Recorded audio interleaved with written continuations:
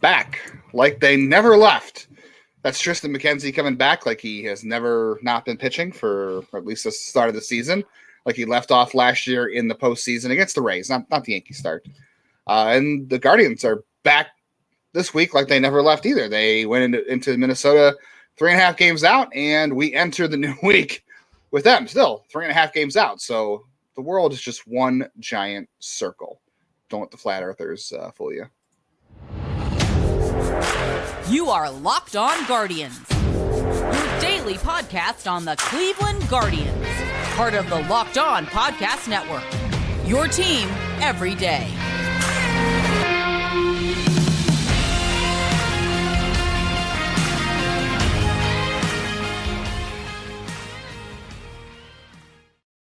Hello, everyone, and welcome to the show. Today's episode is sponsored by BetterHelp. BetterHelp connects you with a licensed therapist who can take you on a journey of self-discovery from wherever you are. Visit BetterHelp.com/LockedOnMLB to get 10% off your first month. Over there is Justin. I am Jeff. This is a pretty packed full one. So let's dive in. We had 2 pitchers return. Both pitched really well. We had some bullpen foibles. We had some roster moves. We're going to talk about all of it, and stay tuned to the end. I'm gonna bring up a hypothetical potential DFA trade for Plesac. So stay tuned for that because people love trades. How exciting. Yeah, if you're living under a rock and your show Monday morning, thank you for listening to us. If you're just now finding out that Zach Plesac was designated for assignment on Sunday morning, or he probably found out Saturday night, but we'll get to that towards the end of the show. But yeah, 2 starting pitchers returned this weekend. Triston McKenzie, obviously, on Sunday was ridiculously good. I don't know how you could expect him to come back and do what he did. And to be honest, the Guardians needed every last of his 79 pitches in that game. I don't know how you strike out 10 guys in 5 innings on 79 pitches and you walk one. That's pretty impressive. Especially after your last time was like rained October. out. Right. Well, no, like even his warm-up was rained out. Like he didn't even get a full warm-up either. I was expecting him to come in and just totally poop the bed. Like I was not that I don't think Triston McKenzie's good. I just, the Twins are really banged up. They do hit some home runs, and I just thought that he would come in and kind of be all over the place. It's his first start, and there have been times in the past where his command just isn't there. Some starts, and I think first start of the year, guys when they come back from injuries, when they start the year off, like Civale at least had a couple starts under his belt before he got hurt again. McKenzie didn't even have that. Like he was out at the end of spring training and didn't come back till now. So some of those guys just try so hard to make up for all the time lost in like the shortest amount of time possible, and they try to do too much. Now McKenzie, though, everything was great. His fastball was on fire. He was up to 95 quite a few times. He settled in around 93, which was good, which is about normal for him. But he did get rushed up there a couple times, and guys were not expecting that. And his slider was fantastic. 7 swings by the Twins and 6 misses. So that's always good to see. Curveball was good. Just a brilliant start. And if the Guardians are going to go anywhere, it's going to be, I guess they'll go as far as their offense takes them because the pitching rotation is just pretty good. But how nice to have that come back. And like I said, they needed every last pitch from him and the bullpen to pull this one out on Sunday to keep their distance behind the Twins at 3.5 like they came in on Thursday of this series. But more good starting pitching, and now you feel like Triston McKenzie is that number 2 guy he was going to be. Like now you don't have to doubt it because there were people coming into spring training like talking about him as a dark horse Cy Young candidate, and I don't know if he will be, but if that first start's any indication, I know the Twins offense also stinks by this late in the year. No, like he can't get enough. Well, no, but if he still pitches like that, that's great for them. It is a lot of pressure off Ivy and Allen. Yes. And, we'll also get Civale was also, brilliant in his. And of course, like this team continues to be maddening. They split this series by beating Sonny Gray and Joe Ryan. They have 11 base runners on Friday, can't get a run across. They have 5 today and get 2. It's just they are consistently inconsistent to the point that it makes you want to pull out your hair. And, I said nothing changed from Thursday. Everything is the same. This is, I have to say, in some respects, the most frustrating team I think I've ever followed because it has never been. Both losses were 1-run losses. One of them, the bullpen gave up. The other one, they just couldn't put anything together. Today, Joe Ryan is absolutely murdering them, and then they get timely hits for the first time, like all series. This is a series that saw Miles Straw have two multi-hit games and Will Brennan have two multi-hit games. And he hit the first home run of the year off of Sonny Gray. No one had hit one off him all year. Yes, and that's what Brennan's second or third all year. He did the bird. Third. If you saw it, he did it very like this. He did not make the big one like last time, but he still. The thing now he thinks like he has to, like he's maybe got a jinx in it. Hey, the bird one had to stand for something, okay? But it is. I am glad they took 2 out of 4. I mean, after those first 2 games, I wouldn't blame anyone who thought they were going to get swept. But this team just stays madly inconsistent. McKenzie, like for a guy who had his October start, and then, like I said, his warm-up start gets rained out, he was awesome. We've talked about before, this team needs more guys who can miss bats. For as great as Civale was, he didn't miss bats. McKenzie not only missed bats, the Twins had no answer for him. They were so happy to see him come out of the game, but then the bullpen stood up. And made it a little bit closer than it needed to be, but he has been awesome all year. He is officially he's officially the 8th inning guy. If you look at these last 2 games now, the bullpen usage is a bit of a concern. We'll get into that. We'll get into that in the show, but for now, focusing on the positive, these 2 wins. McKenzie. If I'm going back and doing my old 3-star system, for today's game, it's McKenzie is where you start things off, and then you probably go with Jimenez and Naylor for having those extra base hits and having 2 of the 3 hits and driving in the 2 runs. That's right, they only had 3 hits in that game. I don't know if this is the point to do it, but can someone please explain to me at some point, maybe in the comments below, that does Tito know that your shortstop doesn't have to hit second? Is that just the rule all year? Did he think that your shortstop has to be in the 2-hole in the lineup? Because that's my assumption when you bring in Freeman, who has not been an everyday guy, and you keep put him in the 2-hole because you took out the other short. It certainly seems like that's the logic. Yeah, it's just him wanting to keep everybody in their same spots, which I don't know. Because those spots have worked so great all year. Those spots have worked so great. Can I also just point out like the randomness of baseball and how little we truly know about the game? So all year people are complaining about play Tyler Freeman more. And he's in the game and he's sitting second. And I know he got a hit in this game, but can I also point out the one night Brian Rocchio played, Noah Rosario. You had Tyler Freeman and you had Brian Rocchio in the lineup. Guys like, play more Rocchio, play more, get Rocchio, play him, play Freeman. The one game those 2 guys played in, they didn't score a run. So I know it's just one game and baseball's random like that, but it's just the irony that everyone's complaining that they want to see this version of the lineup and they want these 2 guys in specifically, and they want, Bo Naylor too, which we can get into tomorrow. And they didn't score a run. They didn't get one run across in that game. I know Freeman did have a hit, but he also had a strikeout, and Rocchio had a hit and also had a strikeout. But I don't know. Isn't that just ironic that that's the thing everyone's it's the same thing. It's like score a run. This team's Bailey over. Come on. Yeah, this team's power came from Kwan and Brennan with home runs 2 and 3 of the there were a lot. Like this was a silly series. This was a silly series on a lot of levels, starting with the whole we're going to bench Ahmed and then just keep the shortstop in the same spot.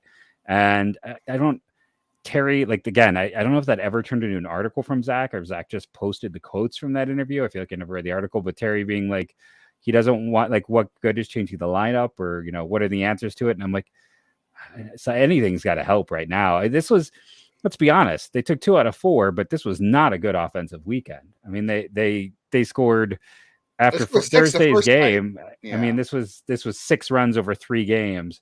That's not ideal. And yeah, they won 2 out of 3 of them, but it wouldn't hurt to maybe move Jose up, or to then move Naylor. Like Kwan, Ramirez, and Naylor are your 3 best hitters right now. Jose had a good weekend, by the way. No, he doesn't do well on the weekends. He does not do well on the weekends. Well, the Twins last weekend he fell below 800 OPS, and then it was during the week he got it back up. So Jose doesn't do weekends. Normally, he has hit very well against the Twins, but I hate when people say that because they act like, it's the same pitchers every year. It's the same guys. Like it was like, his starts against Cleveland the last couple of years. Like Elvis Andrus, it didn't matter who was pitching. He always killed us. You know what? This is the first year Max Kepler didn't kill us. Yeah. Speaking of Elvis Andrus, here's a real quick tidbit for you before we jump into the next segment. But I was watching a TikTok over the weekend, and it was just talking about how great the 2010 Rangers lineup was, and Elvis Andrus was leading off. And it was the World Series. It was like a little video intro. And one of the prompts was, hey, talk about your favorite baseball team growing up. And, Elvis Andrews introduces himself on Fox, and he goes, my favorite baseball team growing up was the Cleveland Indians. And I'm like, well, that makes a lot more sense now, doesn't it? I didn't know that. That's a good one. Yeah, it was very random. I was like, wow, this really makes so much sense now. But Jose Ramirez, before we go to the next segment, by the way, down to 102 WRC plus. Like that is. He's not been playing good over these last 2 weeks.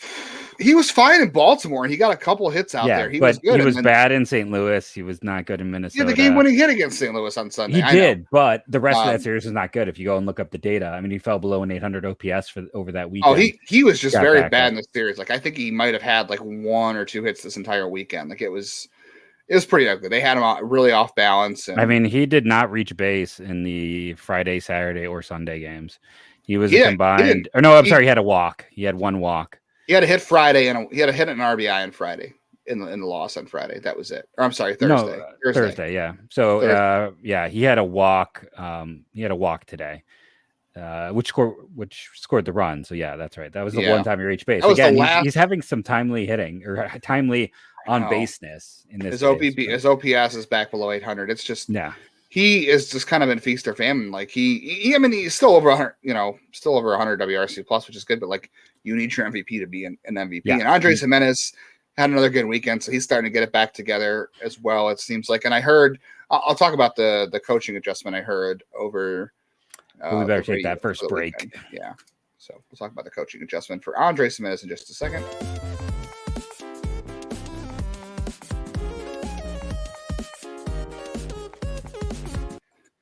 Well, I may be visiting eBay Motors here very soon, and I am not a car guy. So when it comes to your vehicle, the parts need to fit right. I could not trust myself to get the parts to fit right. So next time you need parts and accessories, head to eBay Motors with guaranteed eBay guaranteed fit. You can be sure every part you need fits right the first time around. Just add your ride to My Garage.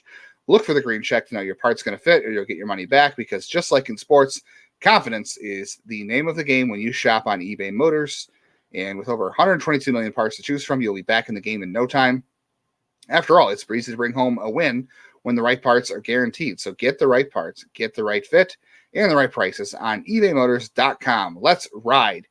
eBay guaranteed fit, only available to U.S. customers, eligible items only, and exclusions do apply. Guardians off on Monday, but make sure Tuesday when Boston comes to Cleveland, you search Guardians on your Sirius XM app to listen to the hometown call of Tom Hamilton and Jim Rosenhaus. I was kind of curious. I went and looked in May before we get to yours. Josh Naylor had an 890 OPS. Gabby Argates is 790. Jose Ramirez 787. Then Stephen Kwan at 677. So it gets pretty ugly pretty quick in there. Down with the low man being Rocchio and Zunino in terms of your everyday guys. Zunino at a 370, Straw at a 558. Yeah. Except for that Baltimore series. We thought they were going to get back together, and they scored. Remember Friday, we talked on Friday, they scored 6 runs Thursday, and I said, I won't be surprised if this team bounces back and does well. I feel confident about that. And they obviously didn't do that Friday night, so, there's that. But the rest of the weekend, they did kind of bounce back. I know they didn't score a whole lot of runs, but hey, they won 4. They got late runs that mattered on Friday, on Saturday, and then late runs that mattered on Sunday. Josh Naylor was third on this team in stolen bases in May. Yeah, and then the last one he had hurt him, and he missed Thursday's game. Tied with Straw and Brennan for third on the team. Yeah, not great. Those guys need to run a lot more, and they did get. I know Brennan attempted got thrown out. He got and I'm okay with that. I know they're not scoring a lot of runs, but you've got to attempt it. And I mean, Ryan Jeffers got one, and Brennan got one, and then Brennan got thrown out over the 3 games this weekend. Yeah, and when you get on base, like the way Joe Ryan was going, when you get on base, you got to create opportunities, and he tried to. So I'll give him credit there. I'm not worried about it. But I heard on the radio driving home this weekend that Andres Jimenez, Chris Valaika felt was too tight at the plate, not tight in terms of like his mental approach, which he probably was. He wasn't hitting, but too tight in terms of his body. And he said that they worked to kind of spread his legs out at the plate and keep him a little more, ready to stride forward without having to take too much of a stride. So he wasn't jumping out. I don't know. It was very weird wording, but basically he said like they don't want him jumping forward too early and lunging at pitches, which he was doing. That's why he was swinging, missing a lot of changeups. He looked like he was very on his front foot. So they tried to spread the stance out a little bit so he wasn't getting on his front foot too early and lunging onto changeups and swinging over the top of them. And it seems to have worked. I mean, he only had one hit the triple, though, on Sunday. So I think things have really turned around for him. I feel much better about where he's at right now.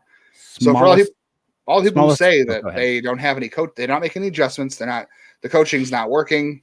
There's your coaching example that they identified something in his setup and his swing, they fixed it, and it's working. So there's your example of coaching and adjustments. Smallest of sample sizes, but for June, which is all of 4 games, it's this series, he's got 975 OPS. What about the Baltimore series, though, too? Well, this, unfortunately, it'll allow me to pick on Mondays for data, but it won't let me to say for the last 2 weeks.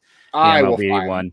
But Jose Ramirez, over the course of this weekend, had a 181 OPS. So when we're talking about what went wrong, that's it. It says Zunino at 250, Freeman at 473. Josh Bell has only had 1 game because paternity leave, right? But the unfortunate thing is Brennan's at a 1.225, so he's over 1 right now because he had a great weekend. Jimenez at 975, Naylor at 817, Gabby at 718, and then everyone else. Steve Kwan with the everyone's favorite 666 for an OPS against the Twins. Again, the data doesn't really matter because it's so small, but it is interesting to look at and just say, hey, this was this 4-game series. And it backs up what you saw. But I mean, it's well, we'll see. Like I said, Jose is just not the guy he was a year ago or for his career. And it's a little bit frightening because they got to pay him a lot of money for a lot of years. And if he is going to be, a 3 to 4 win player, then they're going to be in a lot of trouble. Yeah, I'm not really too worried about it. He's kind of had ebbs and flows this year where he's, everyone said he hasn't looked great. And then he turns around briefly. He's never approached pre-wrist injury is my concern. He has not. No, that's for sure. As we've seen with Shane Bieber, some guys never get healthy again. You mean the thumb injury? Thumb injury, not wrist. Yeah. Sorry. Wrists are Valera. Valera's our wrist king. Yeah. Well, Jose already had the wrist. Andres Jimenez, by the way, last 6 games, he is hitting 400, 423, 520 with a 165 WRC plus. He has struck out twice, walked once. I texted you, I think Saturday, to just be like, hey, for once he dove into first and I actually made sense. Now I would have rather seen him go foot first because foot first is always faster than head first and there's less risk of injury, but there was a small chance he could be tagged. So it made sense. But he probably should have still not done either and just ran through the base. And he was lucky in that situation. But it was, hey, for once I had to sit back and be like, okay, fine. You slid into first. I got to just be relatively quiet on this. Let it work. Yeah. Do you want to talk about anything else on the weekend? I mean, Rosario was out with a minor knee injury. They didn't seem too concerned about it. That didn't really make a difference because Tyler Freeman had 1 hit in the 2 games he played. Yeah, no, he was doing his best Ahmed Rosario impression all weekend. It was very nice of him to pretend to be Ahmed for a weekend. The bullpen, yes, Thursday's game was rough, and yes, Sandlin and Yell, but for the most part, like, listen, 99 has pitched really well. He is no longer a guy where I'm like, okay, he should be maybe the first option down when someone gets healthy. I don't know who that first option down is now, but 99 is pitching well. For anyone out there being like, even if you are not a fan of 99, then just view it as, hey, maybe he's turning himself into a trade asset again. Like, he is pitching well again. There are teams who will be desperate for pitching. His ERA is below 4 now. Yeah, and he stopped giving up home runs and he's missing more bats. And those, he gave those 3 long flyouts Thursday, and he did walk bases loaded the other night too. So there is that. I saw him strike out. Was it yesterday's game or today's game? I think it was yesterday's game. Like the final out of the inning was on the curveball. It wasn't the fastball. The curveball that was looking like a 40 grade pitch to start the year. He was able to use it effectively to get someone to swing. And it's like, now that he's got everything else, now that it's hot enough that he can really run and build up that sweat and get that rosin to get better grip, he's doing well. And it is weird that his spin rate. So you talk about the game on the 42 games Saturday, he pitched in. Actually, he was really good. He had 5 swings and misses on 14 pitches, and then only 2 swings at the curveball, and they missed both times.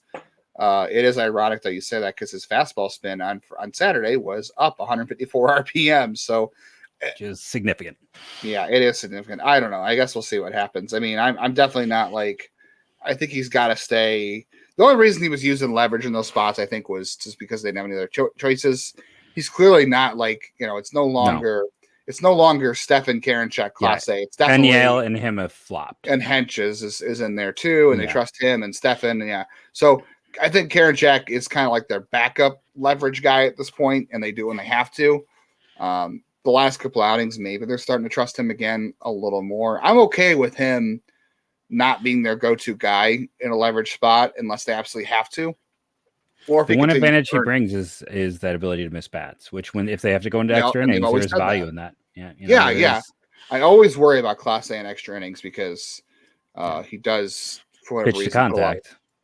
It's not even that he's trying to; it's just his pitch makeup. And to be fair, for Enyel, because he had a rough night rough weekend too, or at least on Sunday. But Saturday, Class A was as dominant as he's ever been. I mean, he threw 15 pitches and nine were strikes. I should say 11. But then it started to get away from him. Like he got those first 2 outs like that, and then 2 hits, I believe, after that. Like he was motoring through that. No, Sunday. I'm talking about Saturday. Saturday he didn't. Saturday was a 1-2-3 inning. Sorry, Saturday he had a 1-2-3 inning. It was as good as he's been all year. He had 2 strikeouts, and I will say he did have a hit and a walk on Sunday, but he had 2 more strikeouts. So the fact that he is getting more outs, missing bats, definitely feels pretty good. And it definitely feels like he is trying to go to the slider a lot more. I mean, he threw more sliders than cutters on Sunday. 5 whiffs on 6 swings. He threw 14 sliders, only 5 cutters on Sunday. Yeah. And it was kind of the same. But I also wonder, like, again, some of this is also matchup dependent. Maybe they feel like the Twins, and he threw 8 cutters on Saturday, I should say, and 7 sliders. So maybe them seeing him 2 days in a row, he felt like he had to switch it up. So that could be a scouting report thing. But I still feel fine about him. I know he had the walk and then the hit, whatever. But overall, I mean, we're going to talk more about Clase and Plesac and the Red Sox here. So stick with us in just a second.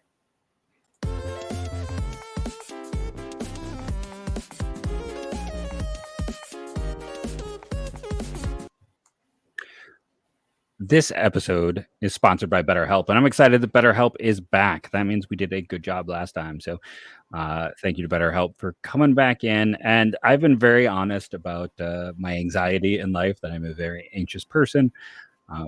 Monstrous case of imposter syndrome is one of those things. I always feel like I'm not really an expert. It's one of those things, like, I kind of view almost everyone else as someone who knows more than me.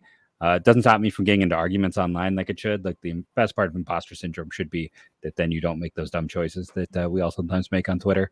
But it's all of that. We all have our little things like that. And I think having someone to talk to can help you talk through some of those things. Through the years, just talking to people in general has made my imposter syndrome a little less, because I find out I am good at things. Or my anxiety, sometimes just having an outside voice can be extremely helpful in those moments. So right now, BetterHelp is online, designed to be convenient, flexible, and suit your schedule. Fill out a questionnaire to get matched with a licensed therapist. Switch therapists anytime if it's not working, for no additional charge. Find more balance with BetterHelp. Visit BetterHelp.com/LockedOnMLB today to get 10% off your first month. That's BetterHelp, HELP.com/LockedOnMLB. Don't forget, on Tuesday night, the Guardians will be playing the Red Sox at 7:10 back at home against the Sox, and Shane Bieber will be back on the mound. So hope he gets things turned around. You can tune in to the action at 7:10 to hear Tom Hamilton and Jim Rosenhaus on your Sirius XM app by searching Guardians. Can I throw a weird theory at you? Absolutely. So we'll get into the Plesac of it all. Michael Kelly kind of took us all surprised. Now, not too much by surprise, because you can go back into our feed and listen to the episode where Justin was kind of like, hey, we should be paying more attention to Michael Kelly. So go make sure to listen to that.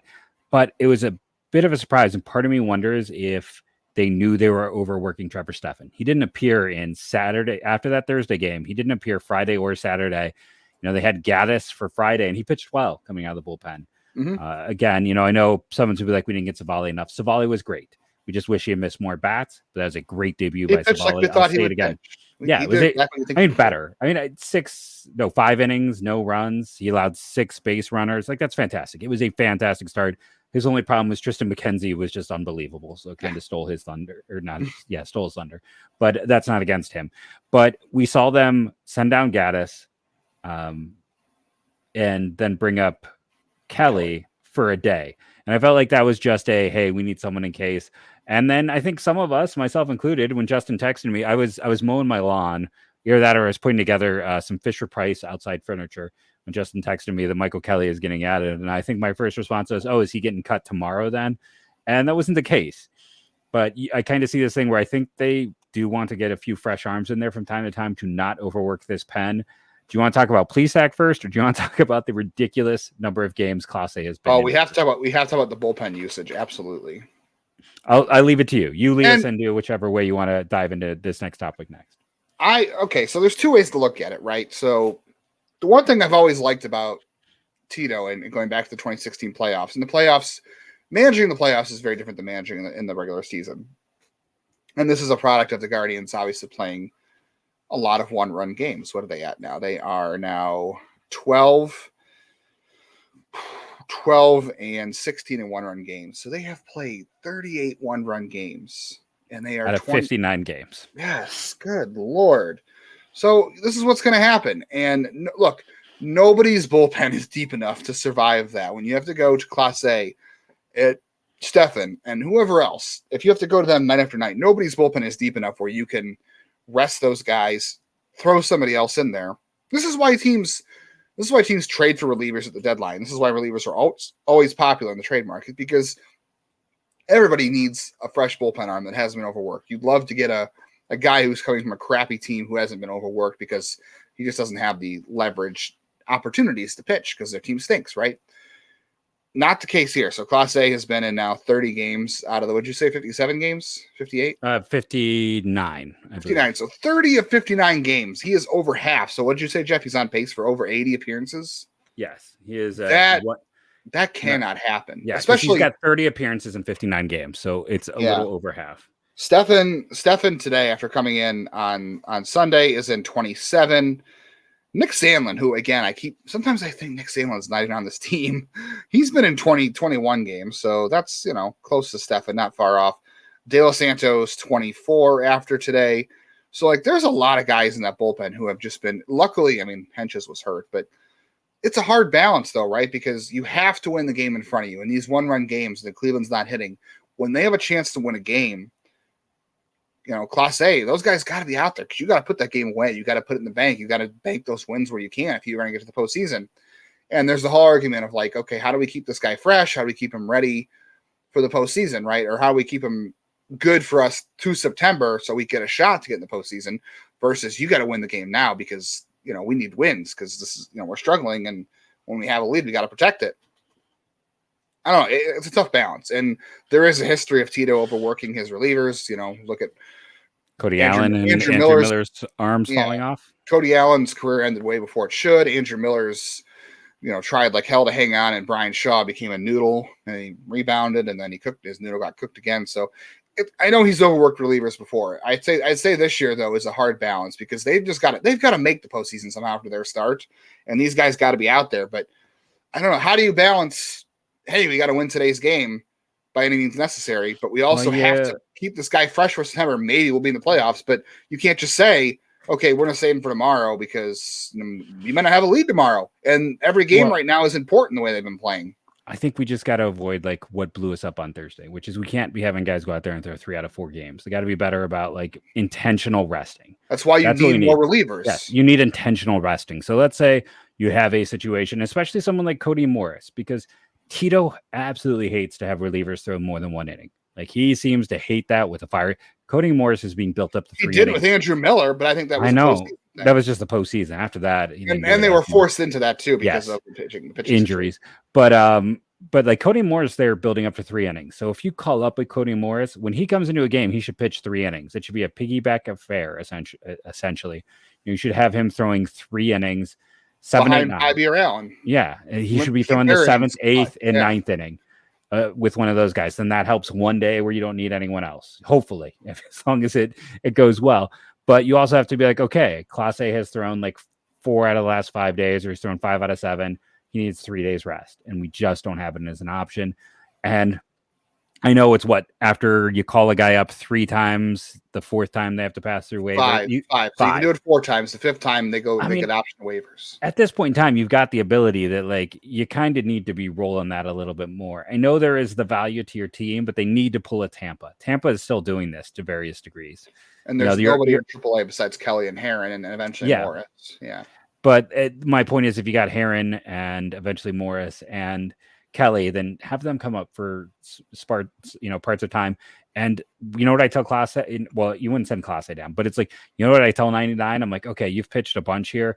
You're being paper moved to AAA, but you're never showing up. You're with the team during this time. Like I would tell them it's just a paper move type of deal. 10 days though. It's 10 days. It is. But I'd be like, 15, okay. It's 15 for pitchers. 15. Yeah, I guess it doesn't work in that case because the rule. I never mind. Take back what I said. But yeah, that's why I don't know what you do, but you gotta. Yeah, that's why they use the rule. You gotta. Then you have to go back to my first point. You're right. I don't know why I blanked on that. That was just a brain fart moment. But you have to be more intentional when you're resting. Then that's all it is. You can't say closing situation costs every time. You have to be like, nope, this is it. You have to almost plan rest days.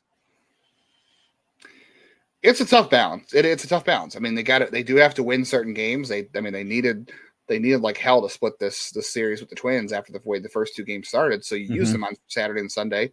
Thank goodness the Monday is off. So that works out. He pitches 2 days in a row, you get Monday off. And to be fair, this is the longest stretch they've played in a row. So you had the St. Louis, Baltimore, Minnesota series, and then they didn't have an off day. So every Monday in June they're going to have off. Yeah. So they could plan, But he's still at over 50% of games appeared even with that for the whole year. No, it's definitely going to be a balancing act. But I mean, it's going to be tough because look, they've got to win games to get in the postseason, and you can't worry about how this guy's going to be in September if you flame out and you can't be in a position to compete in game, or you can't be in a position to play competitive games in September if you don't win them now. So that's a hard balance. I think we have to stop looking at it like, oh, it's easy, just rest him here, don't even pitch him. But like, I get it. Like, he does have a history of doing this, but at the same time, there's no postseason if you don't start winning these games now, because you cannot expect that things are going to roll fine and you're going to have opportunities to win games that matter in September at this point. If you don't start winning now. We better roll into Plesac very quickly here. Go for it. A surprise, I think, to most of us. He's owed $2 million plus. He had been, at points viewed as an heir apparent, one of the next great, young pitchers. The wheels fell off. Now, AAA is not a conducive place to pitch. We've talked about that park, but no matter what, when you are a big league pitcher, you should be able to find success down there. He is not. And that's what we've seen with when they've let go of La Vestida and other guys. I'm a little bit surprised it's Plesac over, say, Jose Tena, who has also not found success. But I think Jose Tena and, still Michael Kelly to agree are those roster fodder. We're still going to need someone when Morris comes back. I talked about this at the start of the show. I think an interesting, fun, really under the radar trade, because if a waiver trade happens, which sometimes happens, you get like a very, the Dominic Stubbs or Dominic Cassetta for Damon for Jake Bowers. So mine, and this probably is actually too good of a player for it to have him with, but I would love Arizona, who has a very young pitching staff, and would maybe consider him for Cleveland's and Walsh Jesuits, Dominic Canzone, who was Rule 5 eligible last year. No one claimed him, who has been one of the best hitters this year in AAA, has had huge exit velocities. He's had max exit velocities over 112. Good running, has hit at every level. Like, he's that guy who's like kind of 50s across the board, but like always seems to perform.